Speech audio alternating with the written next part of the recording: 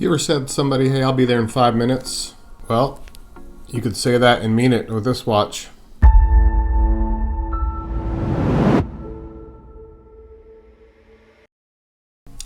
So the first thing we're going to look at is the case this thing comes in. Look at the buttons on the box, the case here. It actually has the logo. I just noticed that. The logo icon, the Meistersinger logo icon is on the button. That is crazy.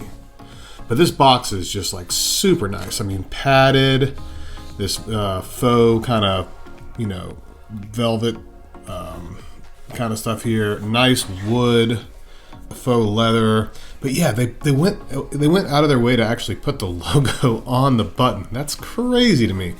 Anyway, so let's go ahead and get into it here. This guy is definitely one of the more unique watches that I've had the chance to spend some time with. It is a German company, Meistersinger, and it is a Swiss-made watch. So not just the movement, but the whole watch is made in Switzerland. Yeah, I was checking it out, and I thought it was kind of a strange watch. I'm like, what does this, it's not really a dress watch per se.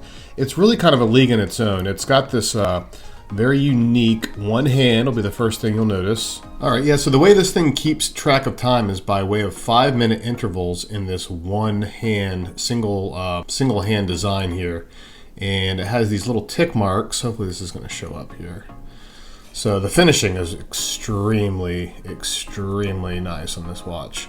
But it has these little 5-minute gaps. So you have a 5, a 15, and a 30-minute interval here.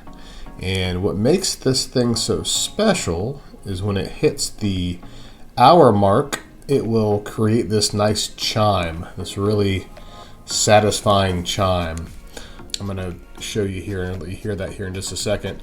The movement that comes in this piece is a modified Sellita SW 200 with the chime creator, the strike hour module, and essentially there's a gong behind the face of this watch.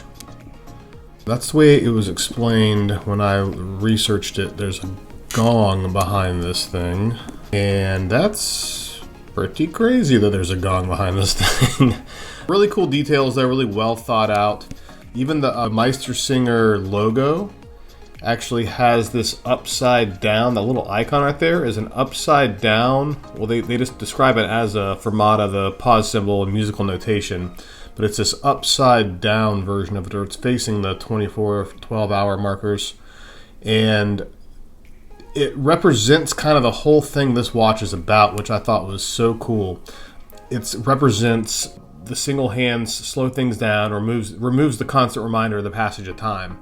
So it's the pause symbol. So it's kind of like pause, reflect, live in the moment kind of thing. That's why I kind of, dubbed this as the ultimate lifestyle watch. It's not for people that want that. If you're wearing this watch, you don't have to be somewhere at 12:53, You're going to be there at 12:55, 1 o'clock. You're going to be there before 1 o'clock. You're not going to be there at 12:53 because if you're wearing this watch and not have a smartphone, you would be out of luck as it runs in 5-minute intervals.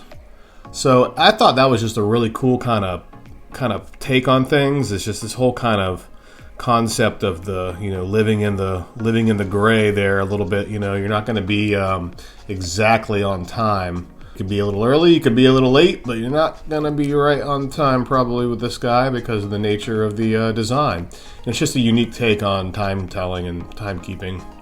I thought it was pretty cool. So looking at this butterfly clasp, it's actually kind of a unique design, the way it comes together here. I haven't seen a whole lot of butterfly clasps that are set up like this. It actually has a combination of polished and brushed, with the middle here being the brush finish and then polished all the way around the rest of it. And the way it attaches is kind of unique. It's kind of a different kind of setup. The way it attaches here, it's kind of strange actually, but very nice, very cool, very comfortable. Yeah, of course it has a signed buckle here. And yeah, so one thing we haven't gone over is the price point on this thing. This is I want to say it's a $4,500 watch. I'll correct that if I'm wrong, but yeah, it's a pricey piece, but boy is it cool. I mean, just super unique. I don't know where you could find a more unique watch than this.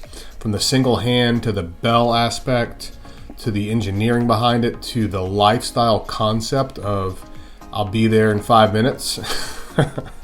that to me is a cool play for sure.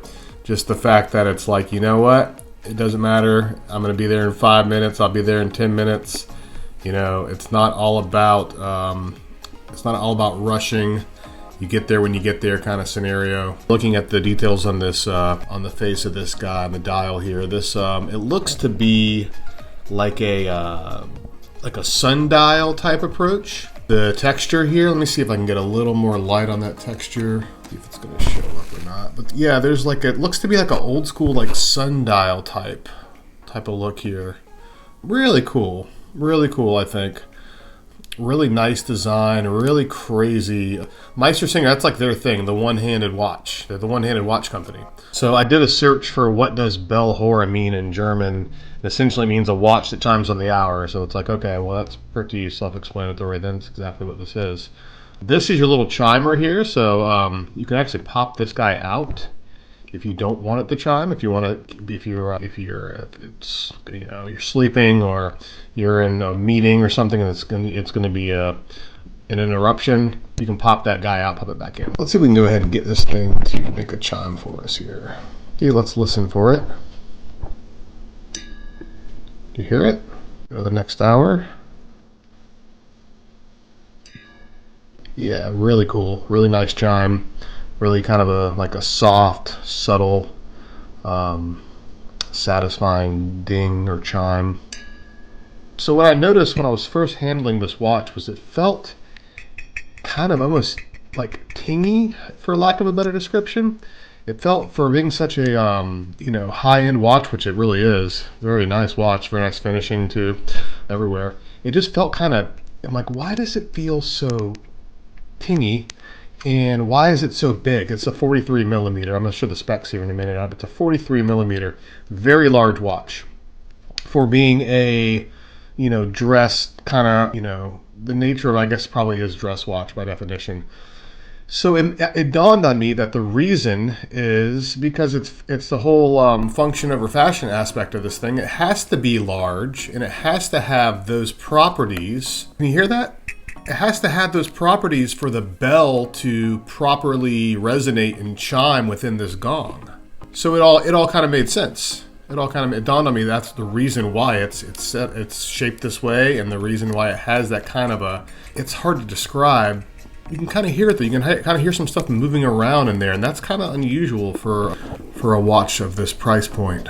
I actually there's still the film on the back of this, so I'm not going to take that off because the guy who loaned it to me had it on there. But yeah, it's really a really beautiful watch. Really an interesting take on timekeeping, and just kind of almost an engineering marvel, I think. Very unique. Nothing really like it out there that I've seen before. And yeah, beautiful watch, very cool. I'll go ahead and do a wrist shot here on my wintertime just under 7-inch wrist, about 6 7/8 inch wrist, and let you see it. It's about as big as I could possibly go. Honestly, it's probably a little too large for me, to be honest with you.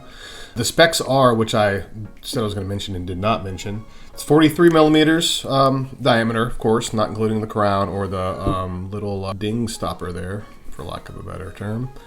It is 50 millimeters lug-to-lug, so relatively, I don't know if it's short. I mean, I don't know, probably medium. That's a large lug-to-lug, but for a 43 millimeter watch, maybe not so much.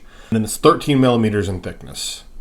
So I'm not going to bore you guys with the caliper, but the specs are online, and I did measure it, and that's what they are. So yeah, I'm going to go ahead and do a wrist shot here. So here it is on my just under 7-inch wrist, and again, it's pretty large. The 50 millimeter lug-to-lug doesn't quite overlap my wrist, but it's pretty close.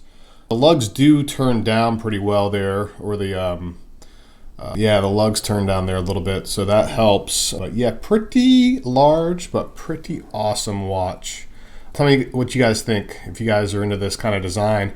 I certainly admire the engineering aspect of this, and it's just a beautiful watch altogether. Really nice watch. So Please like, subscribe. I'd really appreciate it if you guys would subscribe to the channel. Definitely helps me out. And we'll see you guys in the next one. Thanks.